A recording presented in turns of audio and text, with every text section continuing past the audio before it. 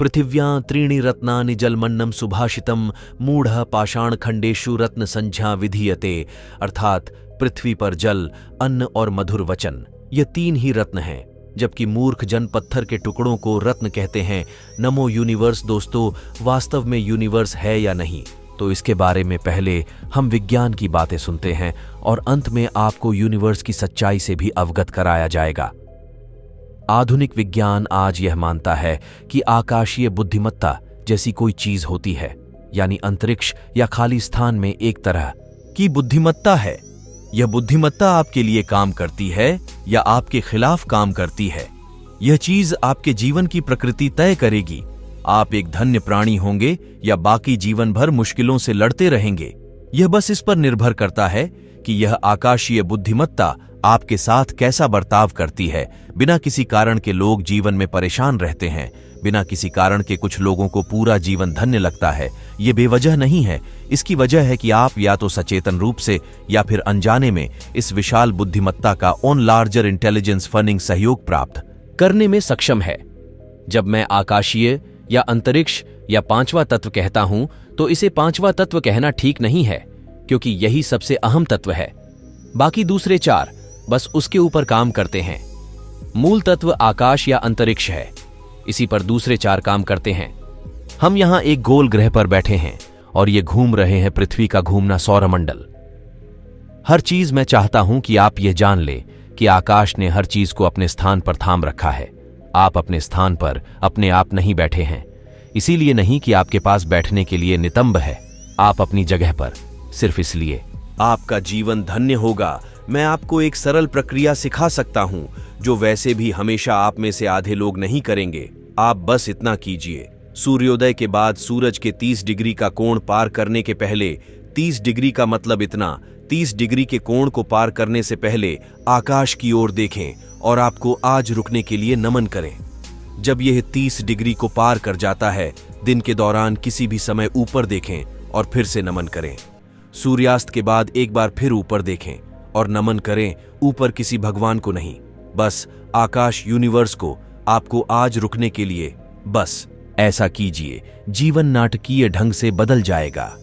क्या आपने गौर किया है कि तेंदुलकर भी ऊपर देखते हैं? और क्या आपने देखा है कि सिर्फ वे ही नहीं, प्राचीन काल से जब इंसान ने युद्ध जीते या महान सफलता के क्षणों में, क्योंकि अनजाने में एक एहसास होता है। ठीक है, उनमें से कुछ लोग ऊपर वाले को देख रहे होंगे, पर उनमें से ज्यादातर जो लोग चोटी पर चढ़ने में सफल हुए, माउंट एवरेस्ट पर, तो यह स्वाभाविक रूप से होगा। क्या आपने यह देखा है, चाहे वह भाव स्पंदना या साम्य मन?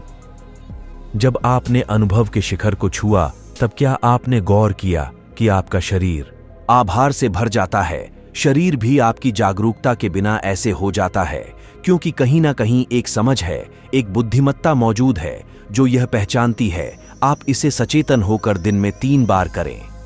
अगर आपको इससे सहयोग मिलता है तो जीवन जादुई तरीके से चलेगा। एक ऐसी बुद्धिमत्ता जिसे आपने कभी सोचा नहीं था कि संभव है, वह आपकी होगी, क्योंकि एक बुद्धिमत्ता जो आपकी समझ से परे है, अभी यहीं पर काम कर रही है क्या ये नहीं कर रही है? ये वह बुद्धिमत्ता है जो ब्रह्मांड को थामे हुए हैं। ये वह बुद्धिमत्ता है जो सृष्टि का गर्भ है। इटंद ओंट इंटेलिजेंस लॉ। उस बुद्धिमत्ता के गर्भ में सारी सृष्टि घटित हो रही है और इसे आपके लिए नकारा नहीं गया है, उस तक पहुंच रोकी नहीं गई है। बात सिर्फ यह है कि आपने अभी उस ओर देखा ही नहीं। बात सिर्फ इतनी है कि आप अपनी छोटी सी दुनिया में इतने तल्लीन हैं।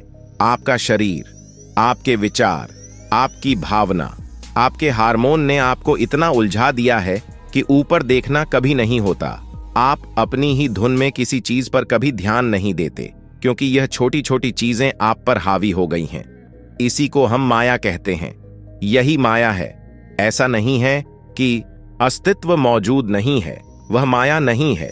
बात सिर्फ इतनी है कि यह माया है। जब कुछ इतना जबरदस्त और शानदार और विशाल घटित हो रहा है, तो यह छोटी चीजें आपको व्यस्त रखे हुए हैं और वे आपको ऐसा महसूस कराए हुए हैं जैसे वे बाकी सब चीजों से ज्यादा असली हैं।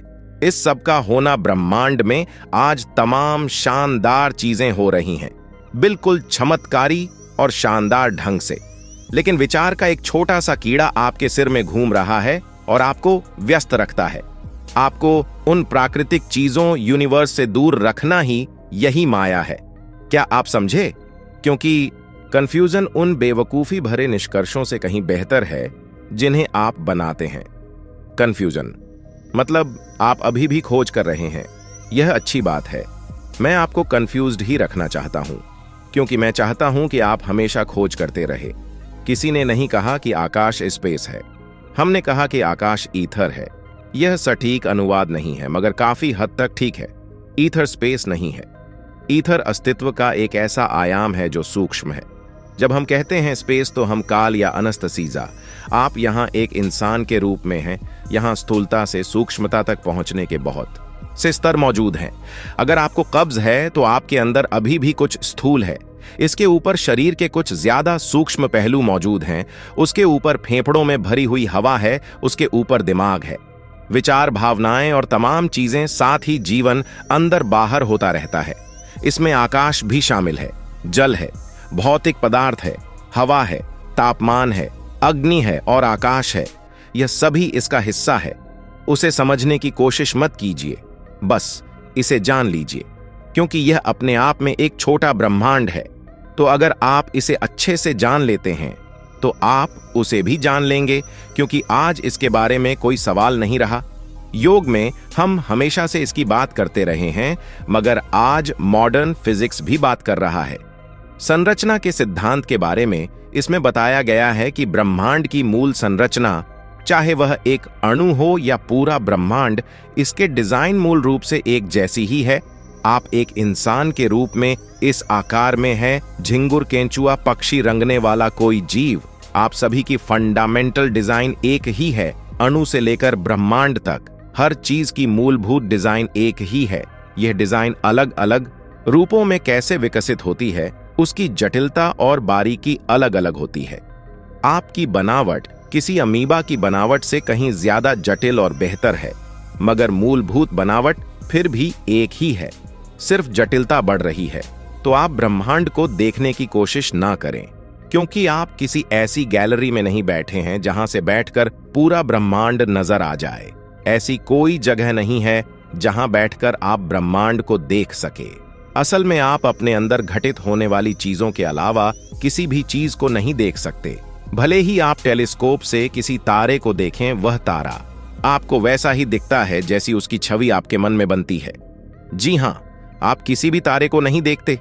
यही वजह है कि आपको वो तारे दिखाई देते हैं जिनका असल में अस्तित्व ही नहीं है।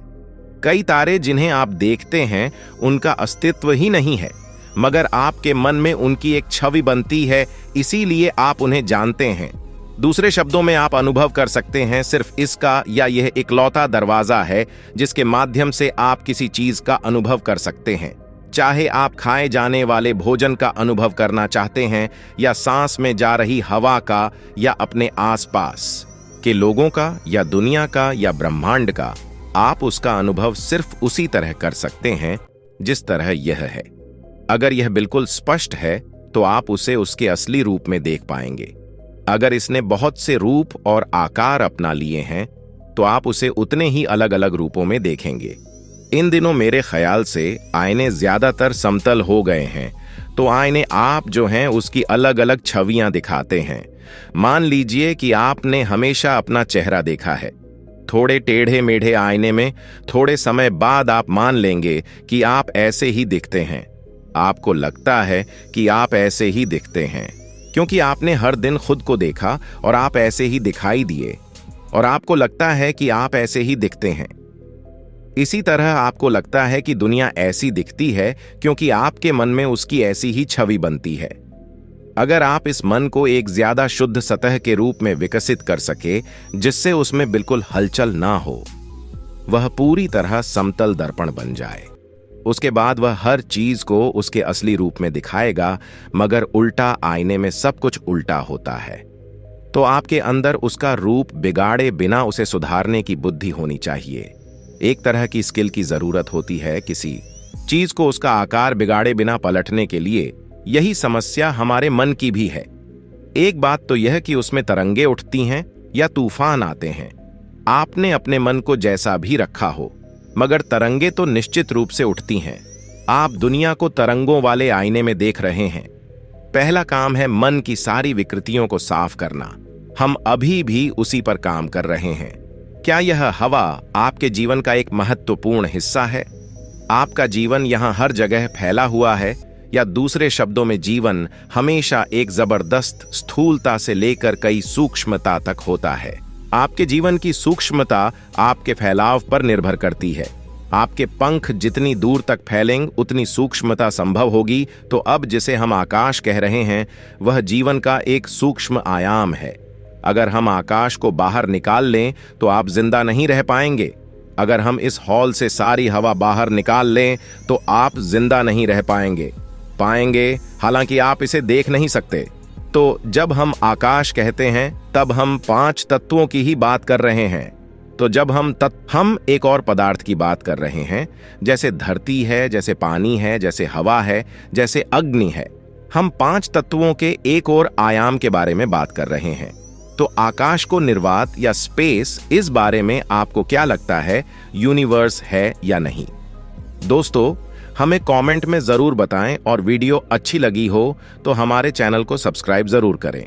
मिलते हैं नेक्स्ट वीडियो में और किसी नए टॉपिक के साथ। तब तक के लिए जय हिंद, जय भारत।